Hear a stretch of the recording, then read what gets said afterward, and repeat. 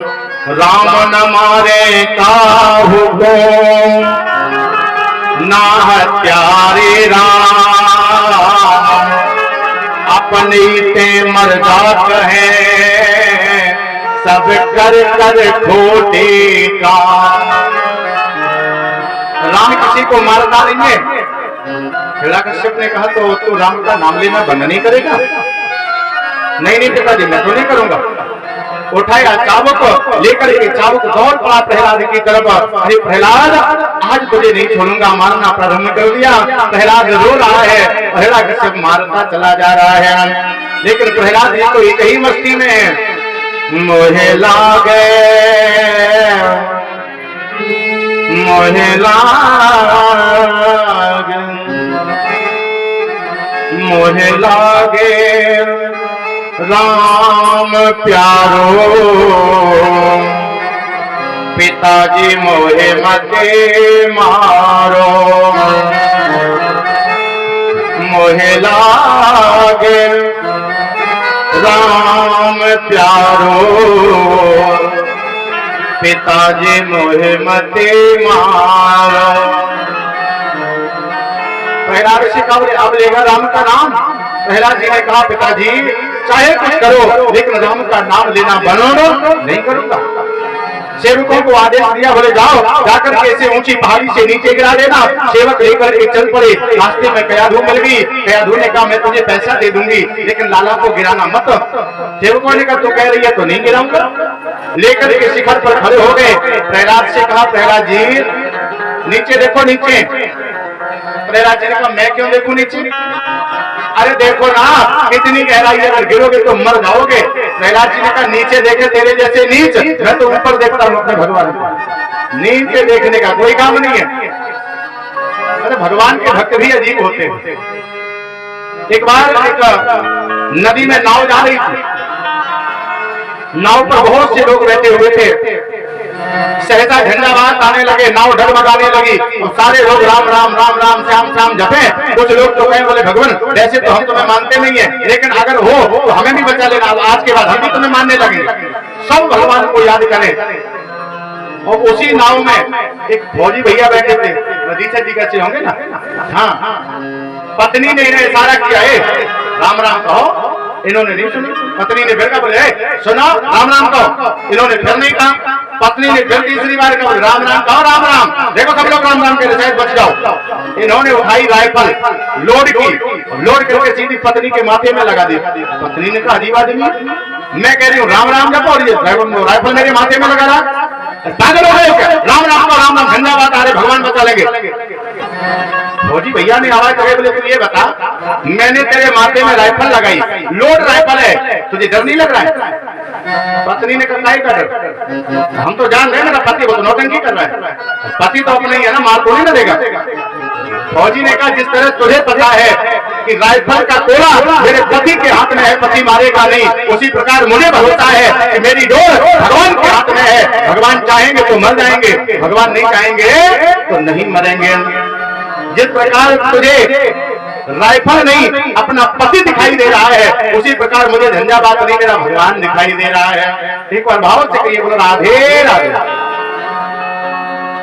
प्रहलाद जी को ऋषि ने गिराया उस शिखर से। गिरते गिरायो प्रहलाद को प्रमादियों ने, तो सेज सी लगा दी दीनानाथ ने निज बाहों की। आओ भक्तराज तुम्हारा स्वागत है। लिया नीचे छोड़ दिया, लौट करके सेवक आए। हिरण्यकश्यप ने पूछा गिराए? बोले महाराज इतनी ऊंचाई से गिराया कि गिर करके प्रणाम हो गया होगा। पीछे से प्रहलाद किया, बोले पिताजी राम राम। अब तो ये बड़ा परेशान, करूं क्या? आज संदामर्क जी के यहाँ पर पढ़ने के लिए भेज दिया, आदेश दिया इसे धर्मनीति मत सिखा देना और चाहे कुछ बताना, लेकिन धर्मनीति मत बता देना।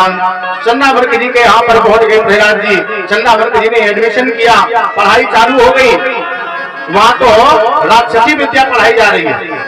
राक्षसी विद्या में क्या, वेद जलाओ, मंदिर तोड़ो, मूर्तियों को समाप्त करो, संतों को परेशान करो, बस यही विद्या सिखाई जा रही है।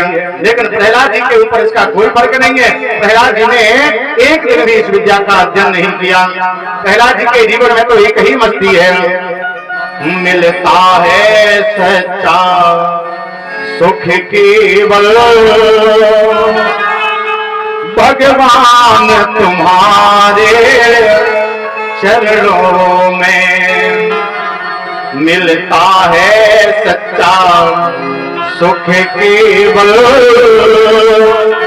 भगवान तुम्हारे चरणों में। इनकी तो पढ़ाई ही अलग है। आज प्रहलाद जी ने राक्षसी विद्या का अध्ययन नहीं किया, बल्कि इन्होंने 9 पाठ 9 भक्ति के सीख लिए। आज हिरण्यकश्यप के राज में लाया गया। जिस समय लाए तो चंद्रमर्क जी से पूछा हिरण्यकश्यप ने, क्या पढ़ाया है तुमने? हिरण्यकश्यप ने कहा, क्या पढ़ाया है? चंद्रमर्क जी ने कहा, महाराज हमने तो बहुत पढ़ाया। प्रहलाद जी से पूछा, तुमने क्या सीखा है? बोले महाराज हमने 9 क्लास पास कर लिए। कौन कौन से क्लास किए हैं पास? आज प्रहलाद जी ने 9 भक्ति का पाठ अपने पिताजी को सुना दिया। श्रवणम कीर्तनम विष्णु स्मरणम पाद सेवनम अर्चनम वंदनम दास्यम सत्यम आत्मनिवेदनम। हिरण्यकश्यप ने कहा, और क्या सीखा है? प्रहलाद जी ने कहा, पिताजी। बोले हाँ हमने पूरी ओलम सीख ली। पूरी ओलम? बोले हाँ। तो हमें सुनाओगे? बोले हाँ। अच्छा मैं भैया आप भी ओलम पढ़ोगे? ओलम पढ़ोगे? ओलम पढ़े लिखे नहीं? पढ़े लिखे हो? अच्छा कितने लोग ऐसे जो पढ़े लिखे? हाथ उठाना। कुछ लोग तो कमरा के अंदर से हाथ उठा रहे, देख। हाँ अच्छा कोई बात नहीं, आप लोग नीचे कर लो। जरा वो लोग हाथ उठाए जो बिना पढ़े लिखे हैं। बिना पढ़े कोई नहीं है? पजूना में सब ग्रेजुएट ही है कहाँ है? हे भगवान। आइए जरा आज भक्ति के ओलम पढ़ाते हैं। अभी तक तो आपने सांसारिक ओलम का दर्शन किया, आज भक्ति के ओलम पढ़ाए। पढ़िए कि नहीं पढ़िए? अच्छा ओलम में कौन कौन से अक्षर होते? क्यों परीक्षित जी? हे भगवान देख लो, परीक्षित जी का जोड़ रहे हैं, कितने रुपया खर्च हो गए भागवत क्या जोड़ रहे थे? हे भगवान अबे तो चौथी दिन अबे काहे जोड़ रहे हो? जब 7 दिन हो जाए तब जोड़ियो, हैं? तब पता चलेगा कि 3 लाख भाई 4 लाख भाई। बोलो गोविंद भगवान की। ओलम पढ़ी कि नहीं पढ़ी? कौन कौन अक्षर हो गए ओलम में? कहां से शुरू हो गए?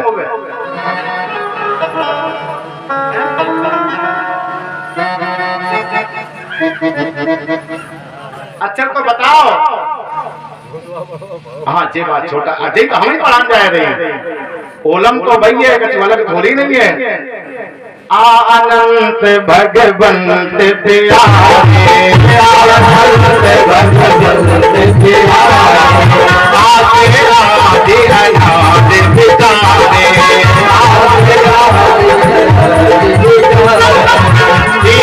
प्यारे घट घट में बातें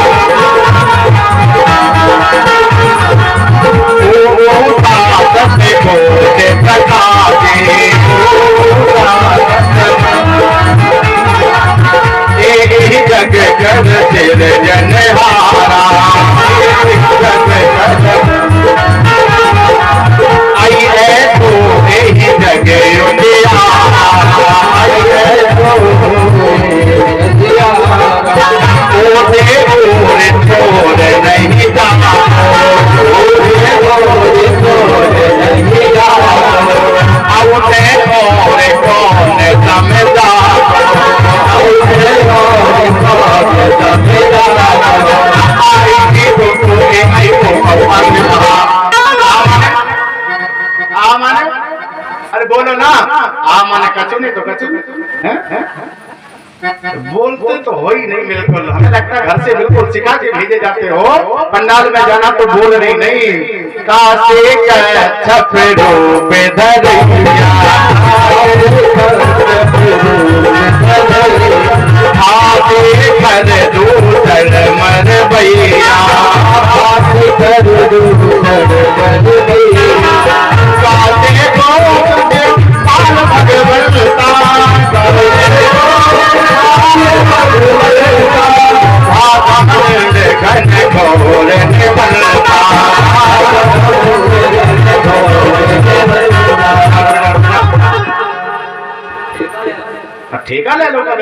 पढ़ा दे बोलो मैं तो भैया ने पैसा आके मैं थोड़ी खर्च करेगा मोलम पढ़ाया है क्या है भैया ओलम पढ़ाएगा ओलम पढ़ावे के लिए बुलाओगी कथा कहने के लिए कथा खिलाए।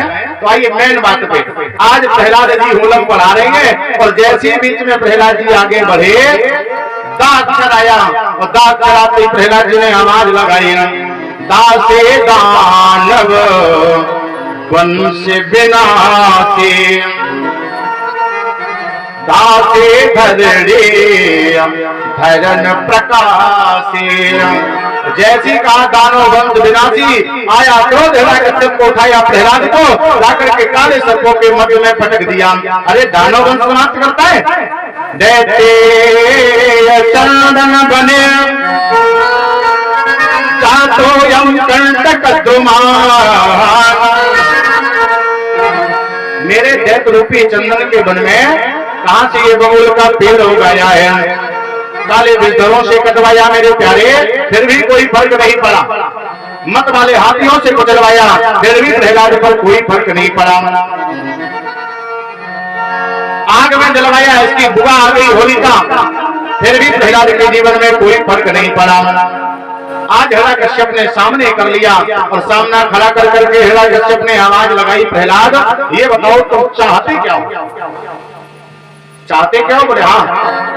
प्रहलाद जी ने कहा बोले पिताजी अगर हमारे मन की बात पहुंच रहे हो तो सुनो। गिर से गिरावो और बिसहु पिलावो अग्नि में जलावो बांध पत्थर संभाल सो। पिताजी तुम चाहो तो हमें पर्वत से गिरा दो तुम चाहो तो विष पिला दो तुम चाहो तो अग्नि में जला दो तुम चाहो तो जो तुम्हारे मन में हो वो सब काम कर लो लेकिन एक काम मत कर देना। वो कौन सा है मेरी प्रीत ना छुड़ाओ गिरधारी नंद लाल सो। सब करना लेकिन मेरी प्रीति छुड़ा मत।